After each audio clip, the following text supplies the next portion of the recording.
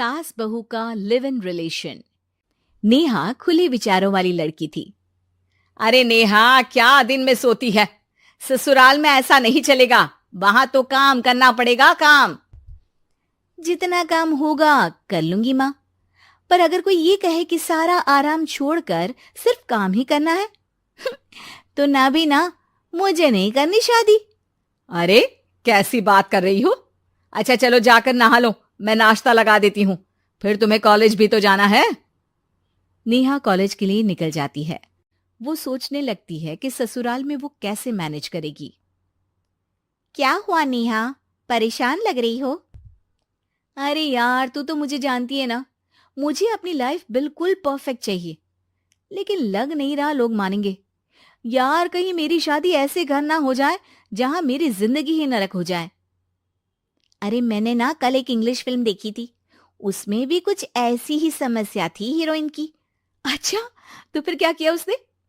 उसने तो अपने होने वाले पति से साफ साफ कह दिया कि वो पहले उसके घर कुछ दिन तक बिना शादी के रह कर देखेगी, और अगर ठीक लगा तो ठीक, वरना तेरे मेरे रास्ते अलग।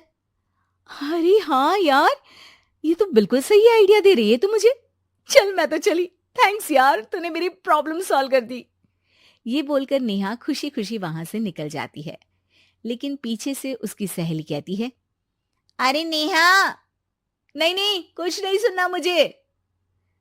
ये बोलकर वो वहां से चली जाती है। हे भगवान, पूरी बात सुने बिना ही चली गई। अरे वो तो विदेशी फिल्म थी, वहां सब चलता है, लेकिन ये तो भारत है, सभ्यता और संस्कारों वाला देश, जहां शादी से पहले लड़की को ससुराल में नहीं रखा जाता। खैर, नेहा मस्त होकर घर आती है। नेहा, कल तुझे लड़के वाले देखने आने वाले हैं, और हाँ, इस बार कोई बहाना नहीं चलेगा। हाँ हाँ, आने दो आने दो, मैं तैयार हूं शादी के लिए। अगले दिन लड़के वाले आते हैं, जहां लड़का कहता है, मुझे अकेले में लड़की से कुछ पूछना है। हाँ हाँ, क्यों नहीं बेटा, जाओ नेहा, घर तो दिखा दो इन्हें। नेहा भी खुश हो जाती है कि उसे मौका मिल गया है लड़के से अपनी शर्त रखने का। देखो, मुझे ना शादी से बहुत डर लगता है, पता नहीं कैसी लड़की आए, तालमेल बना पाए कि नहीं मेरे परिवार से। मैंने कई घरों में रोज का क्लेश होते देखा है। तुमने तो मेरे दिल की बात कर दी। मैं भी यही सोच रही थी कि भाई सास तो अच्छी होनी चाहिए, पति सपोर्ट करे ना करे, रहना तो पूरे दिन सास के साथ है। लेकिन मेरे पास ना इसके लिए एक बहुत अच्छा आइडिया है। अच्छा, कैसा आइडिया? क्यों ना शादी के पहले मैं कुछ दिनों तक तुम्हारे घर आकर रह लूं, तुम लोग मुझे समझ लेना, मैं तुम लोगों को समझ लूंगी। ठीक लगा तो शादी, वरना टाटा बाय बाय। क्यों?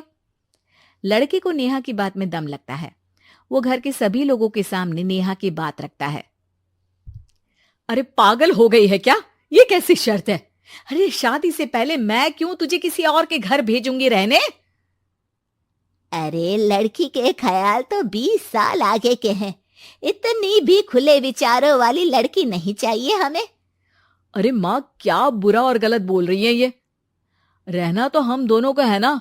कल को कोई परेशानी आई तो तुम सब तो ये बोलकर निकल जाओगे कि जिंदगी तुम लोगों को ही निभानी है।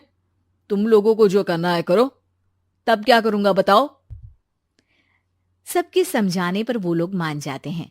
वाह, मैं 2-3 दिनों में पैकिंग कर लूंगी, तो आकर मुझे ले जाना। और नेहा पहुंच जाती है विशाल के घर। आओ आओ, ये रहा तुम्हारा कमरा। इस घर में तुम एज अ गेस्ट रहो, लेकिन माँ तुम्हें बहू की तरह ही ट्रीट करेंगी, और तुम भी उन्हें सास की तरह ही रखना। बस फिर क्या था, शुरू हो जाता है लिव इन सास बहू का ड्रामा। अरे चाय तो बना दे बहू। जी सासू माँ, अभी लाई। नेहा चाय लेकर आती है कि बस चाय लेकर आई हो, इसके साथ पकोड़े भी ले आती। लेकिन आपने तो बताया ही नहीं कि आपको चाय के साथ पकोड़े भी चाहिए। हाँ हाँ, अब तो पता चल गया ना। रात को खाना खाने के बाद नेहा किचन में खटर पटर कर रही होती है। क्या हो रहा है वहां नेहा?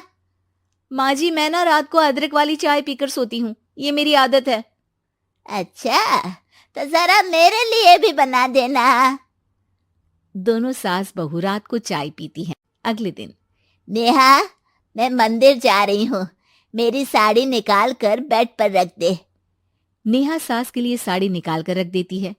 वो देखती है कि उसके आने के बाद से सास ने घर का कोई भी काम करना छोड़ दिया है। यार मैं क्या करूं? ऐसा ससुराल तो मुझे नहीं चाहिए था जिसमें मैं ही सारा काम करूं। मैं तो ऐसा घर चाहती हूं जहां सास और बहू दोनों मिलकर किचन में काम करें। हे भगवान, रात को चाय पी ली, पेट में गैस बन गई, अब तो चला भी नहीं जा रहा है। मुझे तो ऐसी बहू चाहिए जो हेल्थ के प्रति कॉन्शियस हो, क्योंकि वो ठीक रहेगी तभी तो मैं ठीक रहूंगी। दोनों समझ जाती हैं कि वो लोग एक दूसरे के लिए नहीं बने हैं। अगले दिन, नेहा, जरा चाय तो ले आना। नेहा चाय के साथ चिला भी बनाकर ले आती है। सास खा पीकर सो जाती है। अगली सुबह, तेरी बुआ सास आ रही है, उसे मैंने तेरे बारे में बताया है। तभी वहां गंवार से एक महिला आ जाती है। चलो यहां से निकलो, कुछ नहीं है खाने के लिए, जाओ। ए नेहा, तमीज से बात करो, ये मेरी ननद यानी आशीष की बुआ है। हाय रे दैया, इतनी आकड़ वाली लड़की! अरे यही है ना जो शादी से पहले ही आकर बस गई है यहाँ पर। बस नहीं गई हूं, बसना है या नहीं ये डिसाइड करने आई थी, लेकिन इन लोगों के रिश्तेदार इतने गंवार हैं तो मैं तो ना कर रही इस घर में शादी। अरे भाभी, अरे क्या कमी थी हमारे आशीष में जो आपने ऐसी लड़की की शर्तों को मान लिया? अरे वो तो आशीष के कहने पर मैं झुक गई, वरना ऐसी लड़की को तो मैं घर में घुसने भी ना दूं। ए हेलो, ऐसी लड़की कैसी लड़की? हाँ, बिना समझे बुझे शादी कर लूं? अब तो समझ गई ना कि हम लोग गांव के हैं। भाभी को खाट पर सोना और रिश्तेदारों का गांव से आना जाना तो लगा ही रहना है इस घर में। हाँ हाँ, मैं तो किसी मॉडर्न घर में शादी करूंगी। ये बोलकर नेहा वहां से चली जाती है।